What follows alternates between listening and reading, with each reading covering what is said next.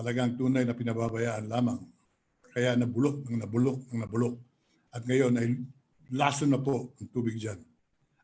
Ang sabi ng Department of Environment, yun daw pong white sand beach ang solusyon.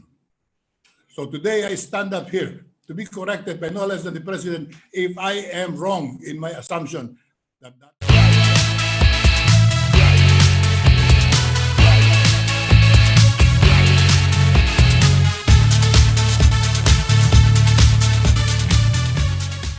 Mr. Speaker, I move to recognize the Honorable Dito Atienza of Buhay Party List for his privilege speech. Representative Lito Atienza is recognized. Thank you, Mr. Speaker. Thank you, Majority Leader, and my dear colleagues. Today, we would like to explain to everyone and to the country the issues involved in the ongoing controversy of the white sand beach that is now being constructed by the government, the Department of Environment in particular, along Ross Boulevard. Ang inyong lingkod ay naging alkalde ng Maynila for 3 terms. In fact, the only one having served for 3 continuous terms. Yours truly. And then, fortunately, I was appointed Secretary of the Department of Environment in the year 2008. So tuloy-tuloy po yung aking involvement with the Manila Bay of my youth. Para sa akin, napakamahal po sa akin yung dagat na yan sapagkat yan po ang talagang kinalakihan namin sa Malate, Maynila, at ng milyon-milyong kabataang Pilipino na nag-i-enjoy ng araw sa simoy ng hangin amihan dyan po sa Ross Boulevard Seawall. Yung linis ng tubig dyan ay maihahambing natin sa pinakamagagandang karagatan ng mundo. Waikiki, Australian shorelines, Bondi Beach, Singapore. Lahat po ng mga magagandang karagatan ng mundo ay maaari natin sabihing dadaigin ng Manila Bay at one point in time. Noon nga pong pumapasok ang dakilang batikang arkitektong Amerikanong si Architect Daniel Burnham in 1904, na unang-una niyang nakita ang dalampasigan at ang tubig ng Manila Bay na bumubuo puro sa kanyang pinaka-assignment na gumawa ng plano on how to benefit the people in the development and the future of Metro Manila. Nung nakita niya ang dalampasigan ng ating karagatan, nasambit niya sa kanyang sarili, ito na ang pinakamagandang shoreline na nakita ko sa buong mundo sa aking paglalakbay. That was Manila Bay of yesteryears. Inabot pa ho namin yan sa aking kabataan at yung hapon naliligo kami sa dagat na malinis ang tubig. Masasabi natin parang tubig na nanggagaling sa baso. Pag tumanaw kayo doon po sa Ross Boulevard Seawall, makikita nyo yung ilalim ng tubig kung saan may buhangin. At kapag kayo'y dumayab sa loob ng tubig, makakadampot po kayo ng tulya, halaan, kanturi, kaligay, mga iba't ibang uri na matatawag nating nung araw ay talagang laganap sa kabuuan ng Manila Bay. Pero sa pagdaan po ng panahon, itong kagandahang ito ng ating karagatan ay napabayaan. Hindi lang napabayaan, inabuso ng ilang tao. Lahat ng mangrove areas sa pampang ng Manila Bay, Pasay, Parañaque, Las Piñas, Cavite, Malabon, Navotas, nangawala po yan. At yung ating tubig dagat ay nabigyan ng lason araw-araw sapagkat yan po ibinubuhos ang lahat ng imburnal ng Metro Manila. Lahat ng tahanan sa Metro Manila na mayroong Poso Negro, yung po ang tawag natin sa nag-iimbak ng ating dumi ng ating tahanan. Andiyan po ang dumi ng tao, andiyan po lahat ng karumihan, Wala pong pinupuntahan ngayon niya kundi ang karagatan ng Manila Bay. Kaya nung ako'y nasa Department of Environment, ay pinaglaban namin. Kasama ko po ang mga environmentalist ng mga panahong yon sa pangunguna ni Atty. Tony Aposa na aming iniharap sa Korte Suprema. Yung kanilang demanda na hindi gumagalaw for 10 years. Noong ang inyong lingkod ay sekretaryo ng kalikasan, ako'y kumampi sa kanila. And we faced the Supreme Court explaining that the waters of Manila Bay should immediately be attended to and cleaned up to its clear, healthy condition. Ang Korte Suprema po ay hindi nagdalawang isip, nag-issue ng continuing order at nagulat po sila sa pagbabago ng posisyon ng national government from one of total rejection of responsibility to one of full acceptance of the responsibility to clean up the water of Manila Bay. Ito po ng continuing mandamus. Ang continuing mandamus po ay nagsasabing kinakailangan tanggapin ng national government, local governments surrounding Manila Bay, and all private endeavors or enterprises involved and the public in general to help clean up the water. Repeat, clean up the water. Linisin niyo ang tubig na yan upang panumbalikan ng paggamit ng tao na kapaki-pakinabang. Swimming, skin diving, boating, and many others. Forms of recreation that will be made available to our people. Alam ba ninyo, yung order na yon ay matagal na binaglaban ng mga environmentalists na doon lamang lumabas, 2008, December of 2008. Subalit, ang sumisira po ng dagat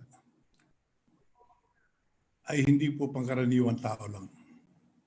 Ang talagang sumisira ng tubig ng dagat ay yung mga imbornal nating nakadirekta sa Manila Bay. Ang sabi ng Department of Environment, yun daw pong White Sand Beach ang solusyon para matupad ang mandamus, ang kautusan ng Korte Suprema. Yan daw po ang gusto ng ating Pangulo. Chinek ko po lahat yan. Word for word, pinag-aralan ko muli ang nakuha naming mandamus. Wala pong nakalagay doon na beautification. But rather, cleaning up the water. Linisin ang tubig. Pinag-aralan ko po yung order ng ating Pangulo in compliance with the Supreme Court decision. When he became president, he issued an administrative order making Secretary Simato the chairman of a committee to oversee the cleaning of the water.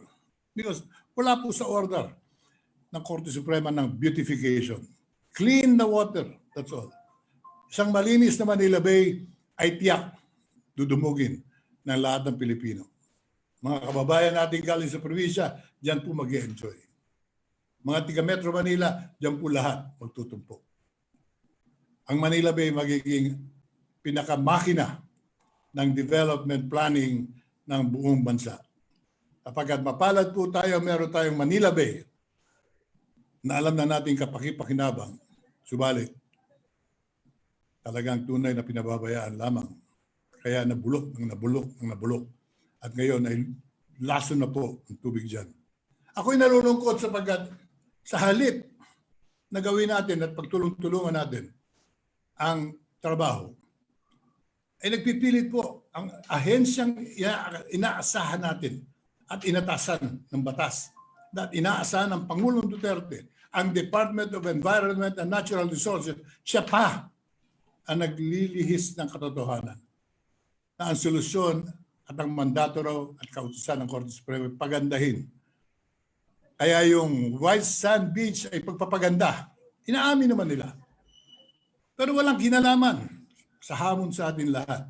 Walang kinalaman sa pagnanais ng Pangulo na linisin ang tubig dahil yun ang order ng panahon. Pero ang sabi ng DNR, yun daw ang gusto ng Pangulo. So today I stand up here to be corrected by no less than the President if I am wrong in my assumption that that is not the order mandating everyone to clean up the waters of the bay. President Duterte is correct and I am with him. The Supreme Court is correct and we are all supportive of that order. And every Filipino who is interpreting it the right way, that the bay should be cleaned and taken care of today, not tomorrow, is a commitment of every one of us. But the Department of Environment obviously is disjointed, misdirected, or even deliberately fooling the people in saying that what they're doing is in consonance with the Supreme Court order. Beautification and cleaning are two different things, Mr. Speaker. Ang Manila Bay ay isang katawang mayroon sakit. It is a body of water that's critically ill. Namamatay na po yung Manila Bay. Hindi lang basura ng consumption, kundi basura ng tahanan nandyan sa kalagitnaan yan. Ang burak sa ilalim niya na hindi po natin alam kung gaano nakalalim sapagkat yung dumi ng tao ay bumababa sa ilalim at yun ang bumubuo ng bagong ilalim, the bottom line of the bay. So the challenge therefore is very simple and very clear. We should clean up Manila Bay and restore it to good life and make every Filipino own it and benefit from it, like what we used to do. As a young baby, as a young boy, my parents would take me out there. Pag meron po kaming sipon, meron kaming sakit, para malanghap ang maganda at malinis na simoy ng hangin ng dagat. Pero ngayon, huwag niyong dadalhin ang inyong mga anak dyan, kamag-anakan niyo, pagbawalan niyo. Pag kayo'y dumanghap ng simoy, ng lason na galing sa tubig ng Manila Bay, sakit ang may dudulot sa inyo. At huwag na huwag kayong magsiswimming dyan. Huwag kayong gumaya. Sumunod sa sinasabi ng DNR, September 19 daw, malinis na yan, pwede na raw mag-swimming. Ang hamon ko sa mga opisyal ng DNR, pangunahan nyo, mag-swimming kayo dyan sa September 19. Malapit na po yun. 5 araw na lang. At hihintayin ko kayo sa Pampang na Rose Boulevard. Mag-swimming kayo at pakita nyo yung sinasabi nyo ay katotohanan.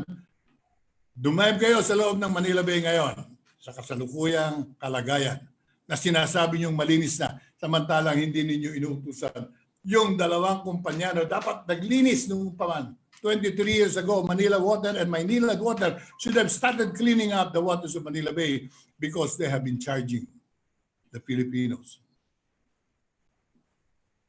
of a certain fee. Every month, we are charged 20% of whatever we're paying. Checkin po ninyo inyong mga bills. For the past 23 years, meron po diyang environmental fee na pag tinanong nyo, bakit kami nagbabayad nito? Laki-laki, 20%. Kaya po yung pinalilinis namin. Yan po magtatayo ng wastewater treatment plants na kailangan para po ang tubig ng Manila Bay yung malinis. Pero hindi po inumpisan ng trabaho, hindi po ginagawa. Bakit sasabihin ng DNR na nalilinis ng tubig? Anong ginawa nyo? Hinipan nyo yung lason dyan?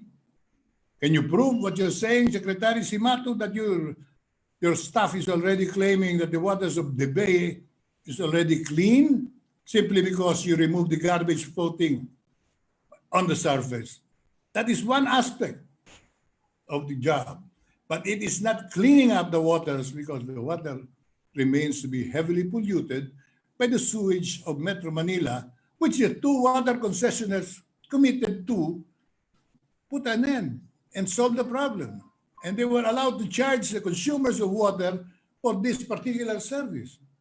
And they continue to borrow money with sovereign guarantee. World Bank, Asia Development Bank, I believe every financial institution of the world, iniuutang nila yan. Daan-daang milyong dolyar ang nautang na nila. Ang kanilang dahilan, itatayo yung wastewater treatment plant para sa Manila Bay.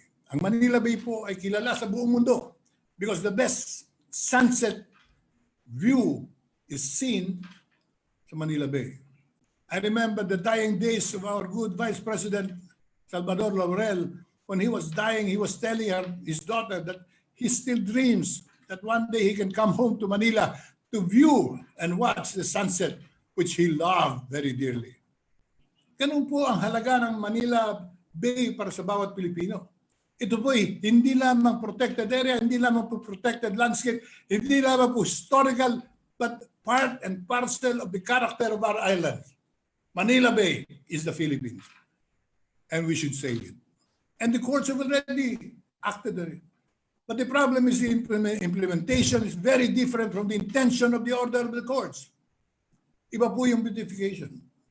Iba po yung linisin ng tubig. Ang Manila Bay ngayon parang isang pasyenteng may sakit, tinamaan ng COVID-19, naghihingalo na. Ano ibibigay natin? Makeup kit? Sige, mag-lipstick ka muna dyan. Paganda ka.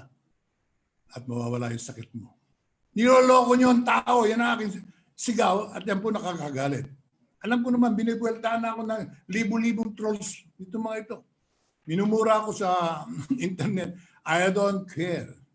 Whatever the trolls say does not bother me.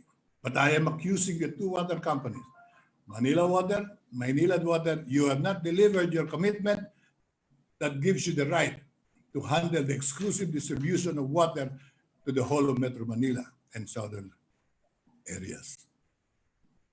Ang sinabi ninyo sa inyong kontrata, ulit-ulitin man ang basa ito, kayo magtatayo ng paglilinis ng tubig ng karagatan, Laguna de Bay, para po naman yung tubig natin ay papaikot-ikot na lang natin. It will be recycled to good health. Did you deliver this? Nung panahon ko po, hindi nila dineliver sa DNR. Dinimanda ko po yan, pinatawa namin ng fine, 100,000 a day. Ayaw magbayad. Nagsampa pa ng kaso sa Korte Suprema. Naglaban-laban kami ron. Wala na po ako sa DNR, pero ako pa po humaharap doon upang ituloy ang demandang magbayad kayo ng inyong penalty. Dumating ang Pangulong Duterte, nakita niya ang kaso, sabi nga niya, ba, ito'y kalukuhan to. This is outright plunder. Hold up ito. Sapagkat nag-decide ang Korte Suprema, pagbayarin sila after so many years of resistance, the courts ruled that they should be paying 1.9 billion pesos in fines. Nagbayad na po ba? Hindi. Dito po ang mukha ng ating kalagayan ngayon sa bansa. Na ang mga malalakas, makapangyarihan, mayayaman, nakakakuha ng kontrata sa gobyerno at limpak-limpak ang salapi ang pumapasok sa kanila na yung kanilang mga ipinapangakong pagpapalit sa serbisyo ay hindi nila tinutupad. Wala rin silang paggalang sa korte sapagkat magagaling ang mga abogado nila na di-dribble nila. Kaya hindi nagbabayad ng anumang desisyon on the penalty imposed by the courts. Kaya ito pong issue ito ay napakalawak at napakalalim. Makikita natin saan tayo hahantong dito. But we will continue to pursue our commitment and advocacy, clean waters of Manila Bay. We will not argue about beautification. We are also agreeable to the fact that after cleaning the water, we should probably beautify areas of Manila Bay. But before we even think of beautification, the essential effort today should be concentrated on cleaning the water. And it is an impossibility if the two water concessionaires do not put up the wastewater treatment facilities. Makikita po ninyo ang larawan, sana ang aking mga kasama sa Kongreso, magkaisa tayo. Ipakita naman natin, alam natin, paano proteksyonan ang interes ng bawat Pilipino. I cannot disagree, as I am also for beautification of the land. But I will definitely contradict, fight, resist beautification to come in first before even complying with cleaning the waters of the bay. The bay will sell itself without any further beautification if we have a clean, clear water inside Manila Bay. But no matter what kind of white sand we put in there, spending hundreds of millions of pesos every time, we will not be able to maintain this if the waters are still dirty, polluted, poisonous. At please, ito po naman ang aking pakiusap sa DNR. Huwag niyong pinapayuhan ng taong mag-swimming na kayo dyan starting September 29. You will be causing a lot of problems for the poor of the country Sapagkat baka akala ng mga tao, tama, sinasabi ng DNR, pwede na raw mag-swimming. Dumive na tayong lahat dyan. Huwag kayong dadive dyan. Ang aking payo sa lahat. Huwag kayong dumive, huwag kayong maligo sa dagat hanggat hindi po nagkakaroon tayo ng paglilinis ng imbornal na meron tayong central line ng ating sewage papunta sa planta ng paglilinis ng tubig at yun ang ating ipasok muli sa Manila Bay. Without that, we will forever be grappling with the heavily silted, polluted, poisonous, killing waters of Manila Bay. So that is the main issue today, Mr. Speaker, and I am very much concerned because this is a good example where the oligarchs are having their way happily to the bank.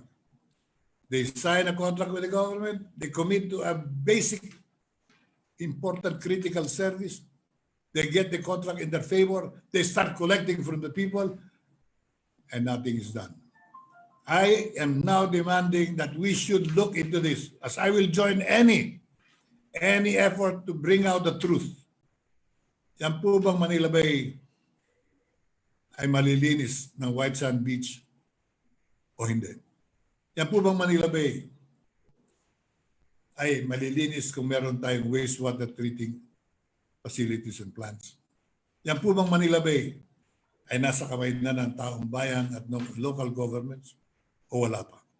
Yung po bang kautusan ng Supreme Court, the continuing mandamus to clean up the bay, nasusunod po ba o hindi?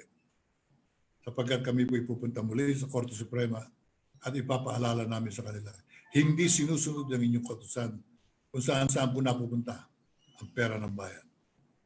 Beautification is not the challenge. Cleaning up the waters of Manila Bay, which will clean up Pampanga River, clean up Bulacan River, clean up Pasig River, and clean up all the water bodies of the country. Once the people realize that development will be an easy task if we have cleaned up our natural surroundings given by the Almighty. Ang ating ekonomiya ay matutulungan ng malaki kung malinis na po ang tubig ng Manila Bay, Laguna de Bay, at lahat ng ating mga katubigan. But this will not be done and it will never be accomplished with people running like the Department of Environment today, who may not even know anything and yet they're insisting on beautification rather than doing the right thing. Tusan ninyo yung mga trolls ninyo. Manatan siya at siyensa. Maraming salamat. Pagpalain tayo ng Panginoon.